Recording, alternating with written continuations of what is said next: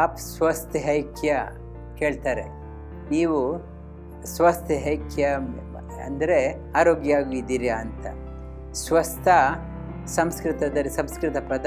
ಸ್ವ ಅಂದರೆ ನೀವು, ಸ್ಥ ಮೀನ್ಸ್ ಇದ್ದೀರಾ, ನೀವಾಗೇ ಇದ್ದೀರಾ ಅಥವಾ ನೀವು ಬೇರೆಯವರಾಗಿದ್ದೀರಾ ಅಂತಾದರು. ನಾವು ಜೀವನ ಎಲ್ಲ ಬೇರೆಯವ್ರ ಥರ ಆಗಬೇಕು ಅಂತ ಪ್ರಯತ್ನ ಮಾಡ್ತೀವಿ.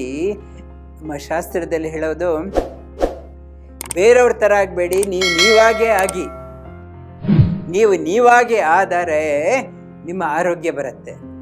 ನಾನು ಜೀವನದಲ್ಲಿ ನೆಮ್ಮದಿ ಇಲ್ಲ, ಶಾಂತಿ ಇಲ್ಲ, ಯಾವಾಗಲೂ ನಾನು ಕೊರಗ್ತಾ ಇದ್ದೀನಿ, ಏನೋ ಹೋಗಿದೆ ಅಂದರೆ ನಾನು ನನ್ನನ್ನು ಕಂಡುಕೊಂಡೇ ಇಲ್ಲ. ನಾನು ಬೇರೆಯವ್ರ ಥರ ಬದುಕಕ್ಕೆ ಹೋಗಿ ಜೀವನದಲ್ಲಿ ನೆಮ್ಮದಿ ಇಲ್ಲ, ಜೀವನದಲ್ಲಿ ನೆಮ್ಮದಿ ಕಂಡುಕೊಂಡಿಲ್ಲ.